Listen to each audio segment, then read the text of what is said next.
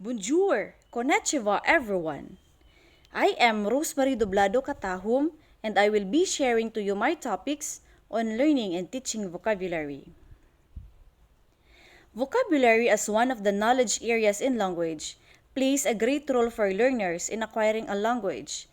That's according to the study of Cameron of 2001. And we all know that the acquisition of vocabulary needs a large number of words to speak a language. According to the assumption of the Book of Nations 2013, there is far more to acquiring vocabulary than the acquisition of words.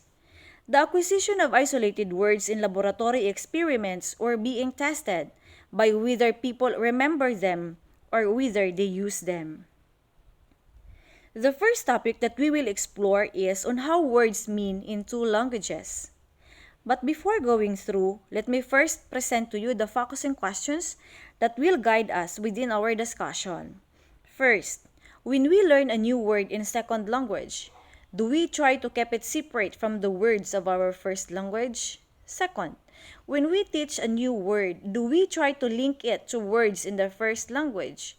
Say by translation, do we keep it separate? To most people, a word has a single distinct meaning that links the real world and a concept in the human mind.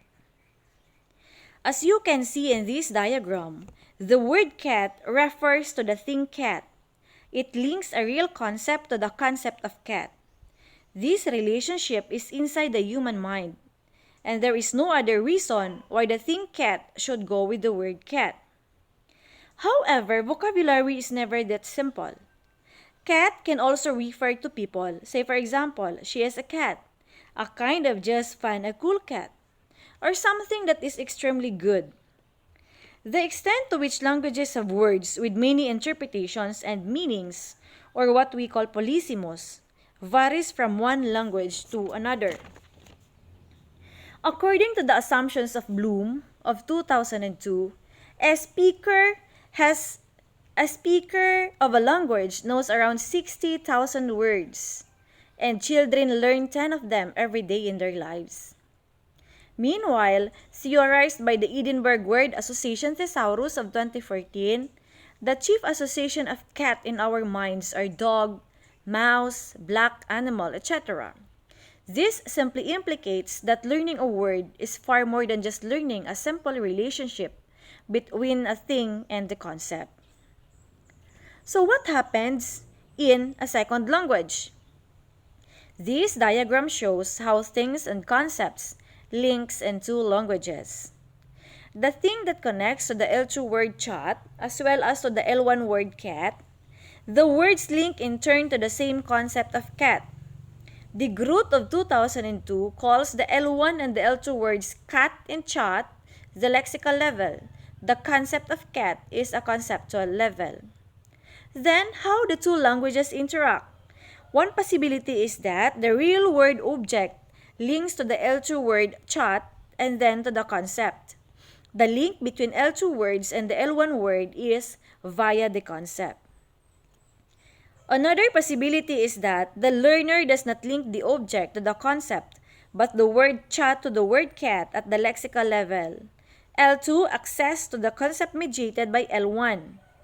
And the direct road from object to concept has been diverted via L1.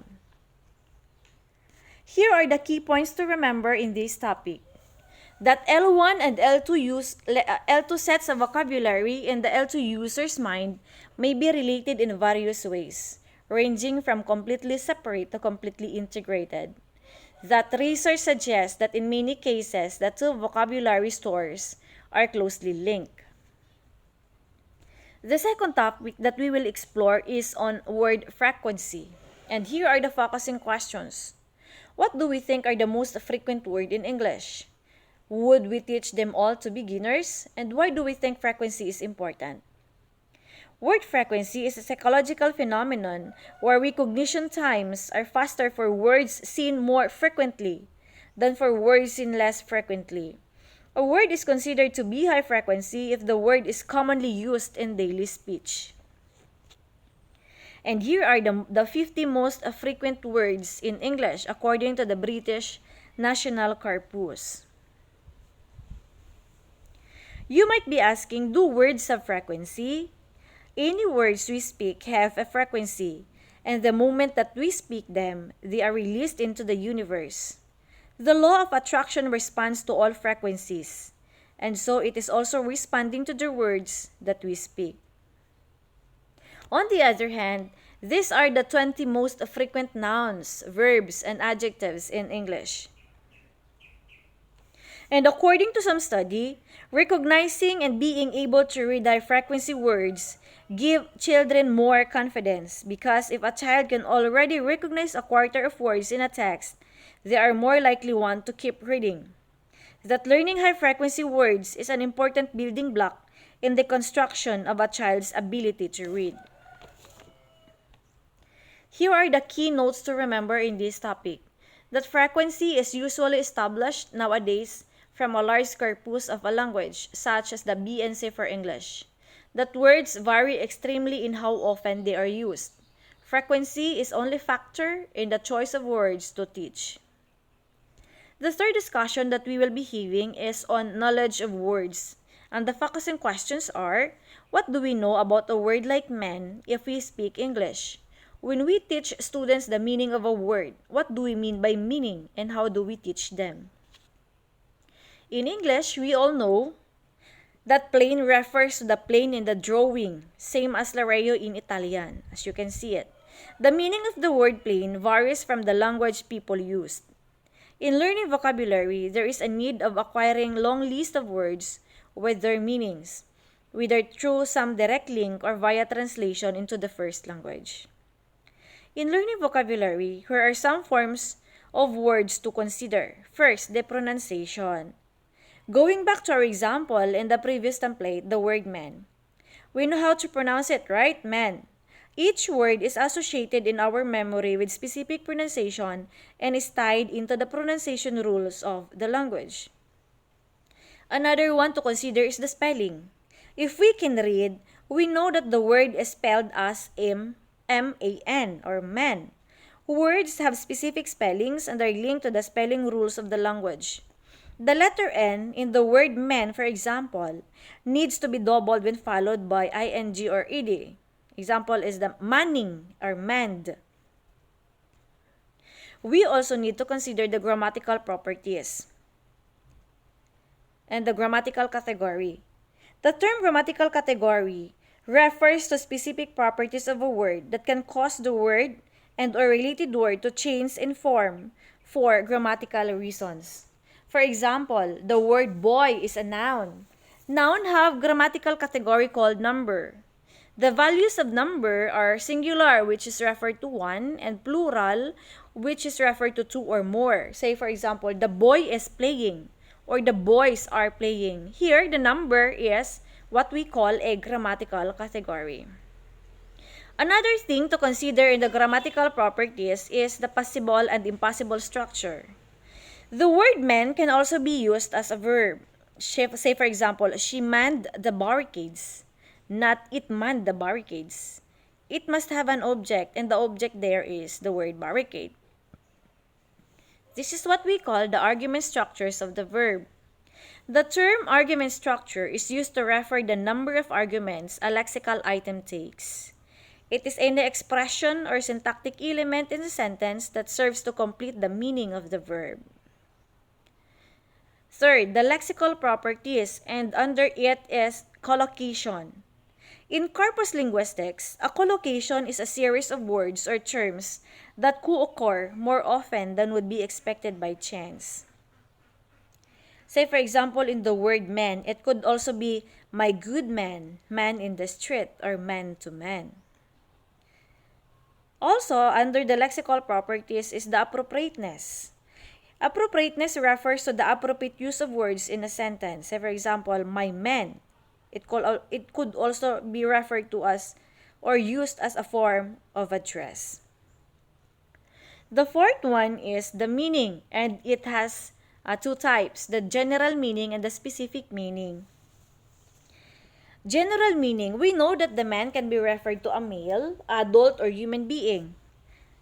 This way of identifying meaning is what we call as semantic features. Semantic features represents the basic conceptual components of meaning for any lexical items. And the other one, specific meaning.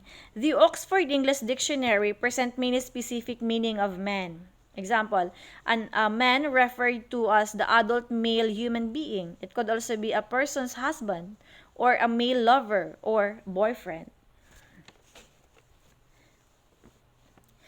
Okay, the next topic that we will be discussing is on types of meaning, and the focusing questions are, what do we mean by meaning? What nouns can we remember learning first in our first language? How about in our second language? The components of meaning. Often, the meaning of a word can be broken up into smaller components. The components view of meaning was used to study the development of words. Say for example, girl. It could be referred to female, human, or non-adult. The second one is the lexical relations. Words do not exist by themselves, however, but only in relationship to other words. Say the meaning of hot relates to cold, or run to walk, or high to low. When we speak, we choose one word out of those available words that we have and rejecting others. Okay, the third types of meaning is the prototype. When we say prototype, it is an original model on which something is patterned. It is the best example or cognitive representation of something within a certain category. For example, if we see another dog, we could say that other dog is small compared to our prototype, which is heavy, ugly, or beautiful.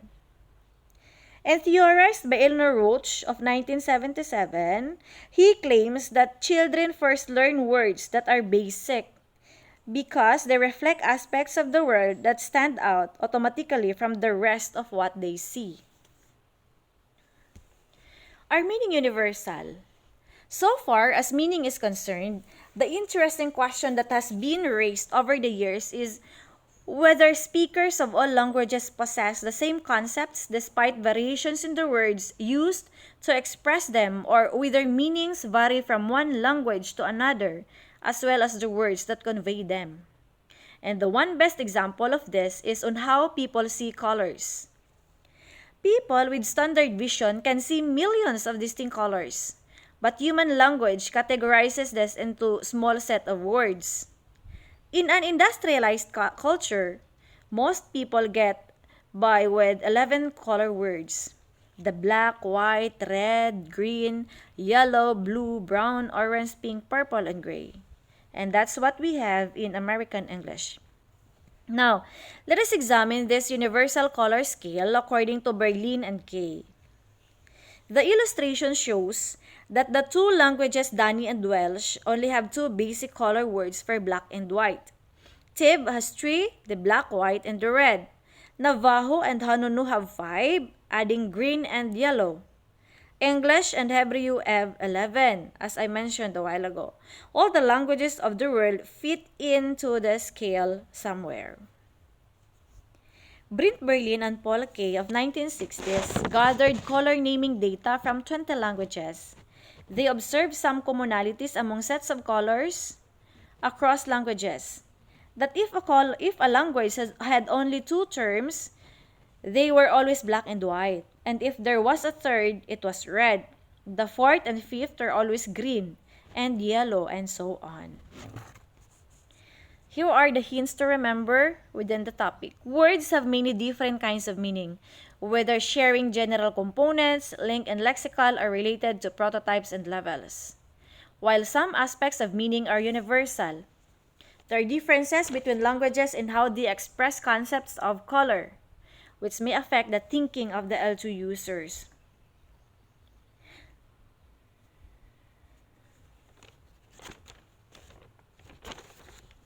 Students are often acutely aware of their ignorance of vocabulary, unlike their awareness of their ignorance of grammar and phonology. When we want to say something in a second language, it's the word that we feel we struggle for rather than the grammar or the pronunciation.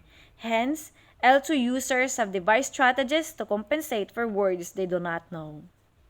And here are the strategies for understanding and learning vocabulary. The focusing questions are: If we met a new word, how do we go about finding out its meaning and remembering it? How do we use a dictionary in our second language? How about in our first language? Another issue in language is learning the meaning of new words.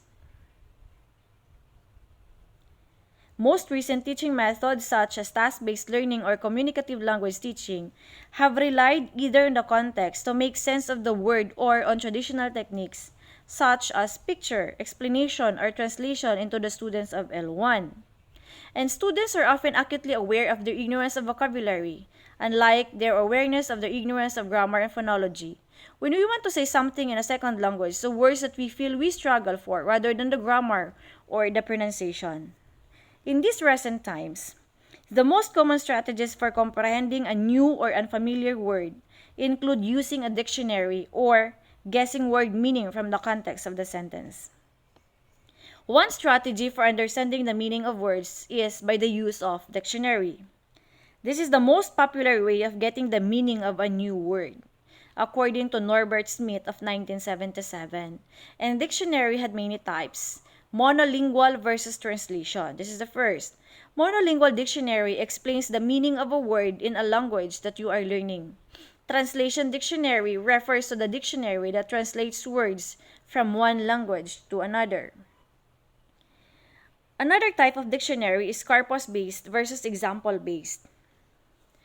Corpus-based dictionaries such as OED depended on collecting a large sample of words from many sources, including other dictionaries, while example-based dictionary have been based on large-scale collections of real spoken and written languages processed by computer.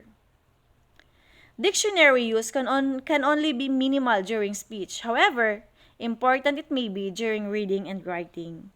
Another strategy for understanding the meaning of word is by making deductions from the word form. It is another way of discovering the meaning of a word is to try to deduce it from its actual form. It is, say for example, it is by adding prefixes such as an or in. Example, efficient, inefficient, or close and close. Another strategy for understanding the meaning of words is to link it to cognates. Cognates are words in one language that shares a similar look, refers to the same thing, and shares the same sources as word in different languages. That's according to Montelongo of 2014.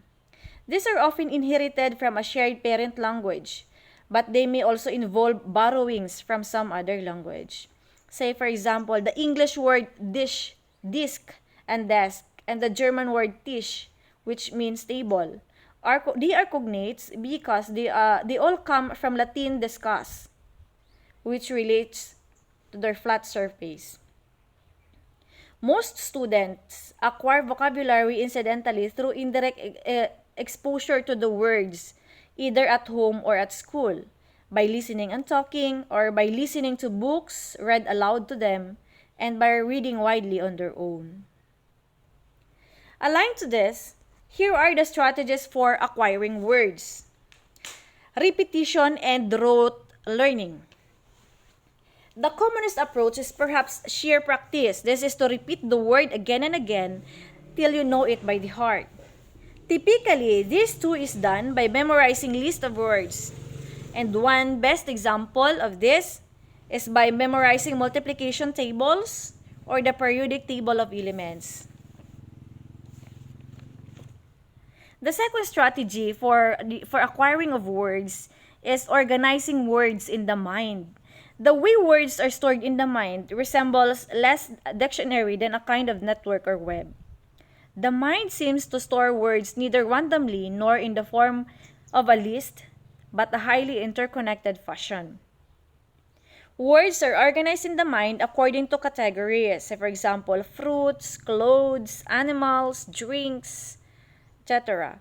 And once we have access to a word in a category, these words allow us to know other words within the same category. And another way of remembering information is through mental imagery. Mental imagery can be defined as pictures in the mind or a visual representation in the absence of environmental input. However, this is not a universal talent because not everybody can conjure up mental images at well.